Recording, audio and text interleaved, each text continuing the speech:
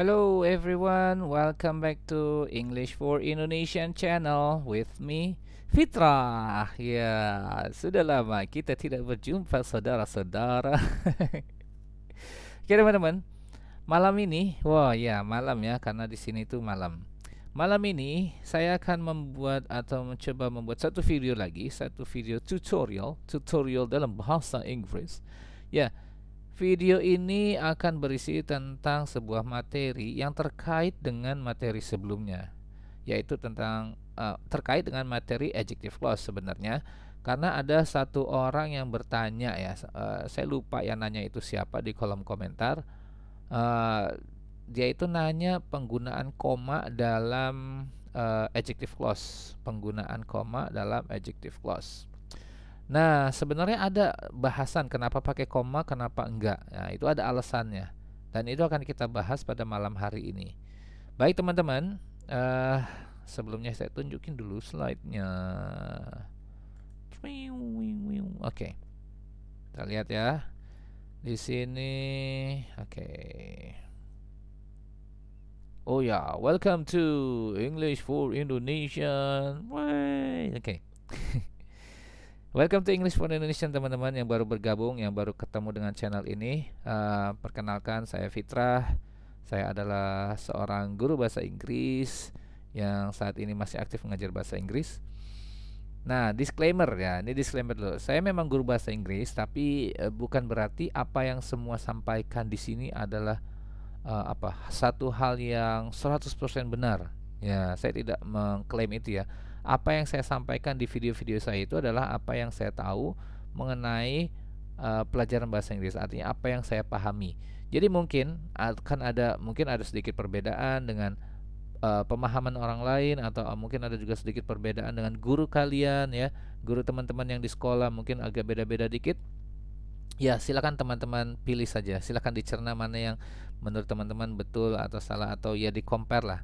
Tapi jangan ini ya, jangan mengkultuskan ya, jangan mengkultuskan channel English for Indonesian ini selalu benar.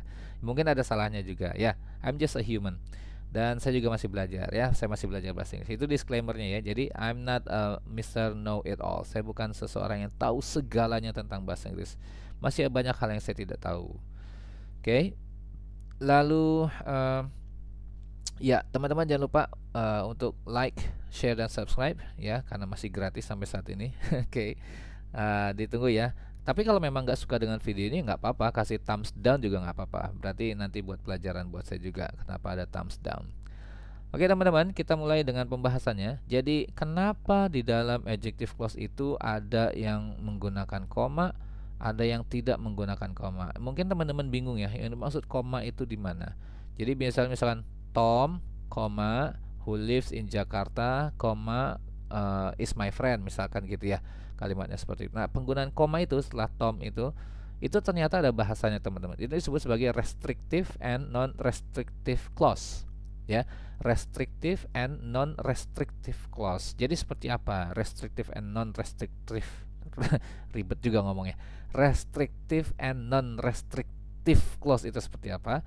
Kita bahas ya. Ini gak lama kok videonya ya, cuma sebentar. Jadi restrictive clause itu adalah an essential clause. Jadi klausa yang penting. Klausa yang penting. Teman-teman jangan lupa ya, klausa itu apa? Nanti bisa lihat di video sebelumnya. Nah, kenapa disebut restrictive? Karena dia itu adalah klausa yang penting. Kenapa penting? Karena kalau dia nggak ada, ya kalau klausa itu nggak ada, meaningnya itu akan sangat berbeda dan mungkin juga susah dipahami gitu ya. Ini contoh ya. Children who eat vegetables are likely to be healthy. Children who eat vegetables are likely to be healthy. Nah, kalau kita lihat di sini, ini adalah salah satu contoh kalimat adjective clause. Sebagaimana teman-teman lihat di sini, main clause-nya adalah children are likely to be healthy. Itu adalah main clause-nya. Lalu adjective clause-nya adalah who eat vegetables. Nah, ini adalah adjective clause-nya, who eat vegetables. Nah, di sini tidak menggunakan koma. Kenapa tidak menggunakan koma? Karena who eat vegetables ini adalah bagian penting untuk melengkapi kalimat ini secara keseluruhan. Kenapa begitu? Karena kalau dia nggak ada, kita hilangkan who eat vegetables-nya, meaningnya jadi beda. Coba lihat, kalimat pertama bilang anak-anak yang memakan sayuran, ya, yang suka makan sayuran itu are likely to be healthy. Biasanya itu sehat-sehat. Anak-anak yang makan sayuran itu biasanya sehat, ya kan? Jadi ini kayak semacam ada syaratnya, untuk sehat itu makan sayuran. Ya, jadi anak-anak yang suka makan sayuran itu biasanya sehat, jadi cenderung sehat. Nah, kalau di sini children are likely to be healthy. Anak-anak itu biasanya sehat. Nah, ini kan umum ya. Children are likely to be healthy itu umum banget. Semua anak-anak berarti, ya kan? Tidak ada syarat tertentu untuk sehat itu di sini ya, untuk kalimat ini. Kalau yang kalimat pertama, jadi kenapa bisa sehat? Karena makan sayuran, gitu ya. Contoh kedua deh, biar nggak bingung. My brother who lives in Japan is going to get married soon. My brother who lives in Japan is going to get married soon. Kita lihat sini, main clause-nya adalah my brother is going to get married soon. Saudara saya, ya, abang saya lah, katakanlah abang saya akan menikah, segera menikah. Lalu di sini adjective clause-nya adalah who lives in Japan, yang tinggal di Jepang.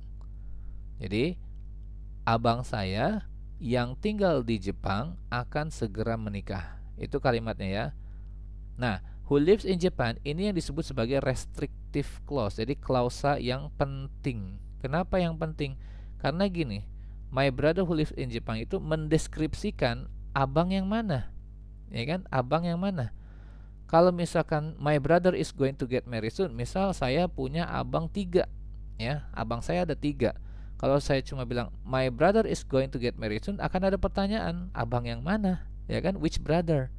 Oke, jelas ya. Jadi kalimat yang ini sangat jelas membedakan ya antara restriktif dengan non restriktif. Kalau di sini my brother is going to get married soon, sekali lagi akan jadi pertanyaan abang yang mana, karena saya punya 3 abang misal gitu ya. Kayak saya punya 3 brothers. Nah, di sini menjelaskan abang yang tinggal di Jepang. Jadi mengkhususkan kepada abang yang tinggal di Jepang itu. Ya, jadi nggak akan ada pertanyaan berikutnya lagi abang yang mana, karena udah jelas yang tinggal di Jepang. Karena abang saya yang lain tinggalnya di Indonesia, gitu ya. Jadi ketika ini dihilangkan, maka dia akan membuat bingung.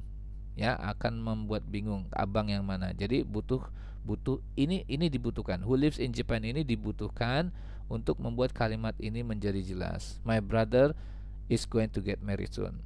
Ya, itulah kenapa disebut restriktif, kenapa disebut essential, karena dia penting untuk kalimat tersebut. Oke, penting untuk melengkapi kalimat tersebut, sehingga orang nggak nanya lagi which brother, abang yang mana. Jelas? Nah, itu yang disebut sebagai restrictive clause. Nah, bagaimana dengan yang non-restrictive clause? Non-restrictive clause itu artinya adalah non-essential clause, artinya klausanya tidak begitu penting.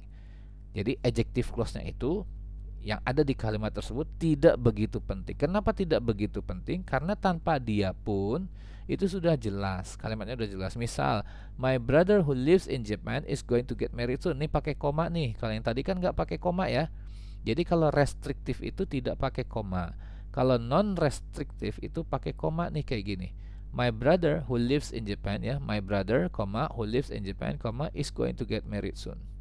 Nah, kalau seperti ini berarti kita cuma punya 1 brother, ya kan? Kalau cuma punya 1 kakak, ya kan udah jelas. Tanpa who lives in Japan pun sudah jelas.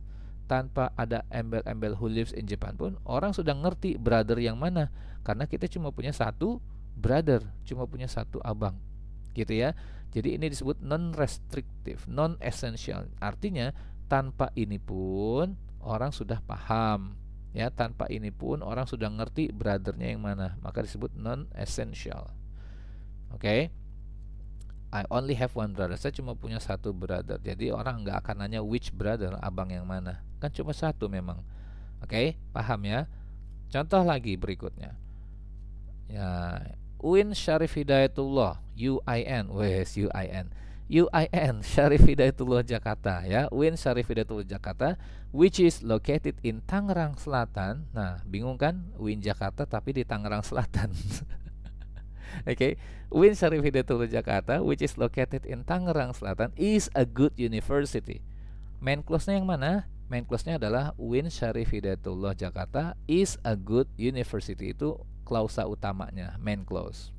Adjective clause-nya atau subclause-nya adalah which is located in Tangerang Selatan. Oke, dan ini pun adalah non-restrictive. Ini pun bukanlah, jadi keterangan which is located in Tangerang Selatan itu bukanlah sesuatu yang penting. Kenapa? Karena tanpa ini pun kita sudah tahu UIN itu yang mana. Ya kan, UIN Syarif Hidayatullah itu yang mana? Karena apa? Cuman ada satu-satunya di Jakarta, ya kan? Walaupun lokasinya di Tangsel. Oke gitu ya. Jadi only one UIN Syarif Hidayatullah Jakarta. Jadi itu teman-teman perbedaan antara restrictive dan non-restrictive clause. Jadi kalau non-restrictive dia menggunakan koma. Non-restrictive artinya tidak penting, ya, bukanlah klausa yang penting untuk keseluruhan arti kalimat tersebut. Artinya tanpa dia digunakan pun kita sudah bisa paham.